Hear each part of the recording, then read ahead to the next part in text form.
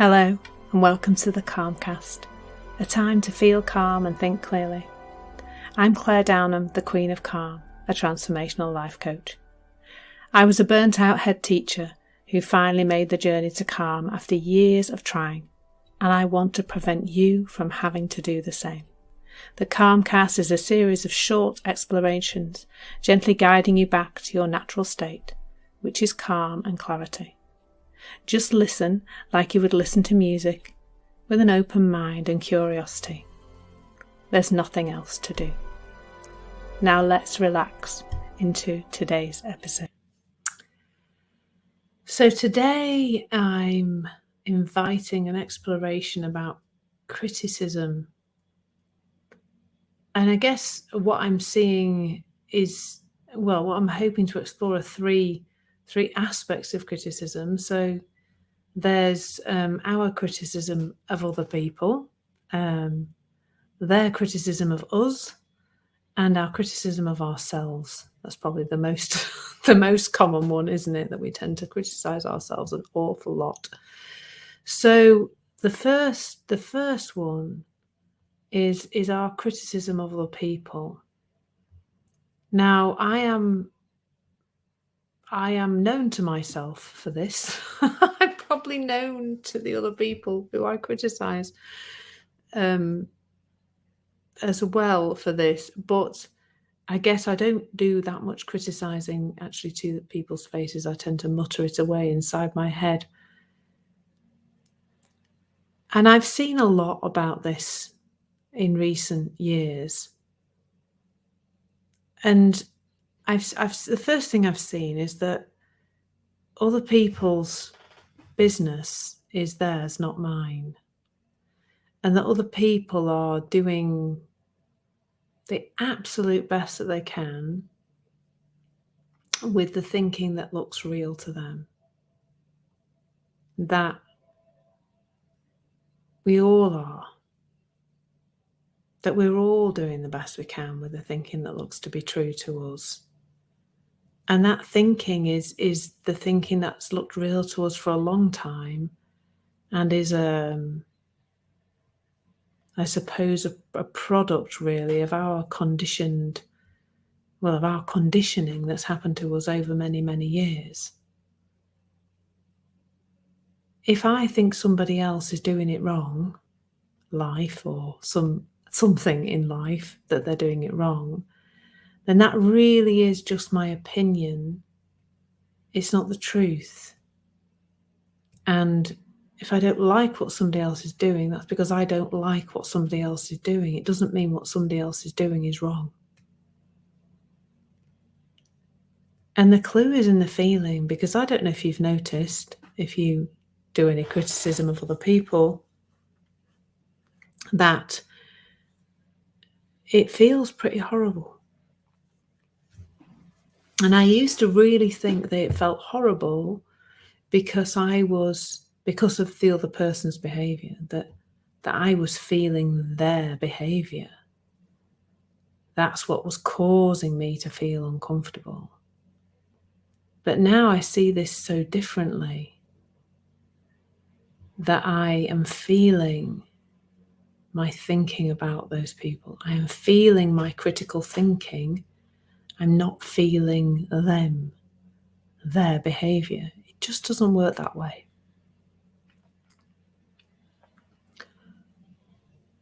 And that's the clue. The feeling is the clue. The feeling is what lets us know about our state of mind. We're guided all the time. We've got all this information about it.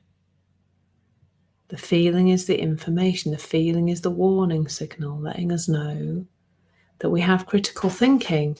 No, I don't mean critical thinking. As in, that can be quite a clever thing, can't it? Criticism-laden thinking, shall we call it. And I guess when we consider other people's criticism of us, there is almost like there is an exact same process going on. Other people's thinking about what we're doing and how we're doing it has got nothing to do with us. Nothing at all.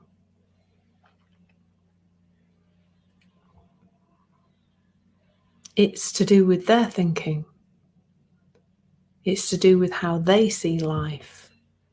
It's to do with their rules and beliefs and their rights and wrongs, the things they've learned from being very, very small as they've grown up. That's got nothing to do with you. It's got nothing to do with me either. Other people's thinking is other people's thinking. It's an abstract thing, really. Some people aren't going to like the way we behave and the way we do things. That's not really anything to do with us. This is not about saying, sod everybody, I'm going to be really horrible and go around being mean, because that's not what I'm pointing to. But if you're living your life from a place that's right for you, from your heart, from your gut instinct, then what somebody else thinks they know about that or doesn't like about that is literally nothing to do with you.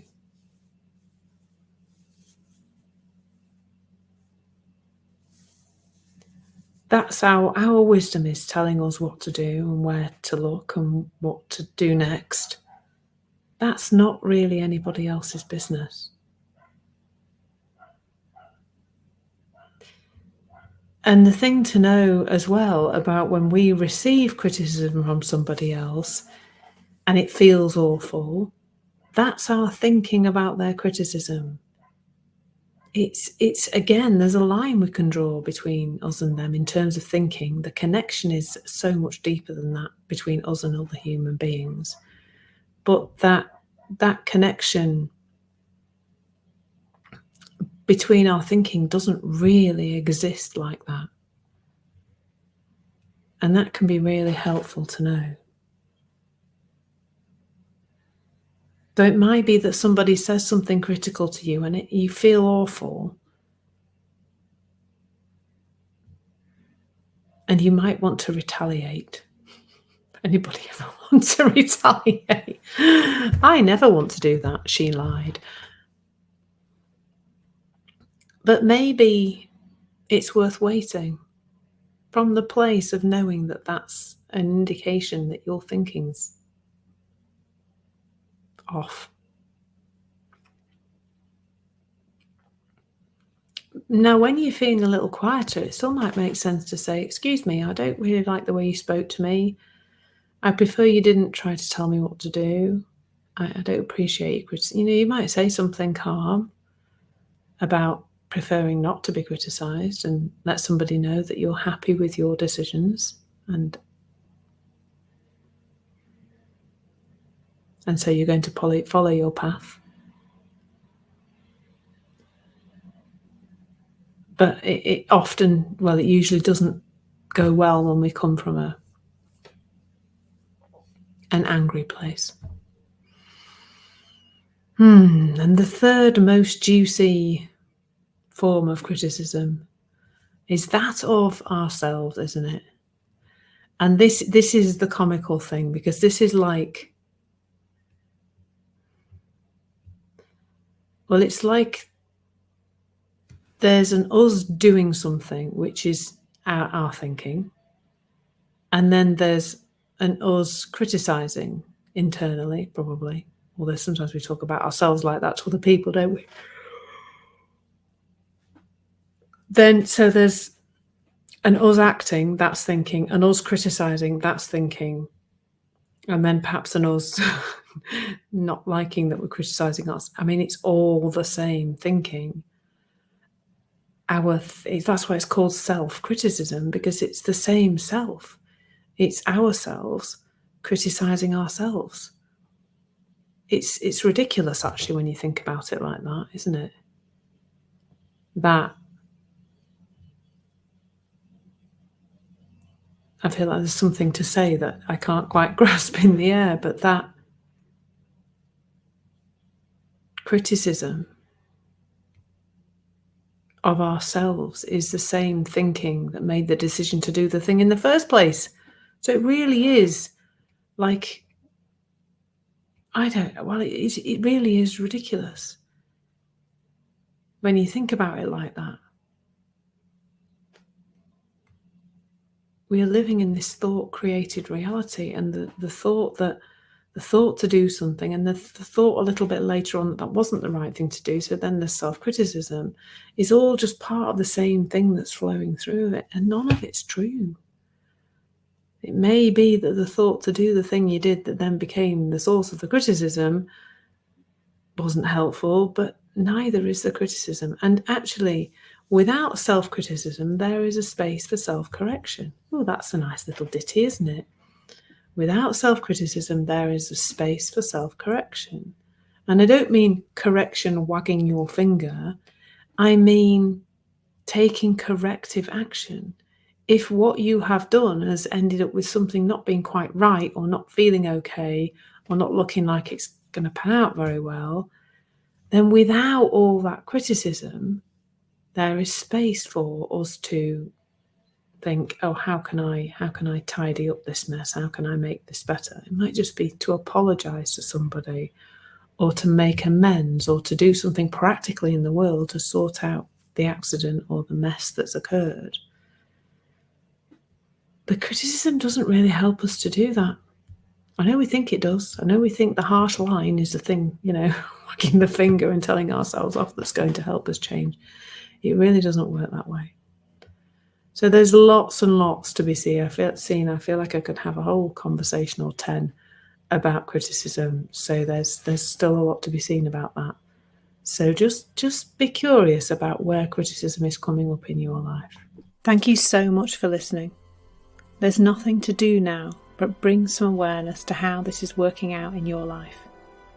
Listen regularly to experience longer and longer periods of calm. This has been the Calmcast with Claire Downham, Queen of Calm. Take care and keep listening.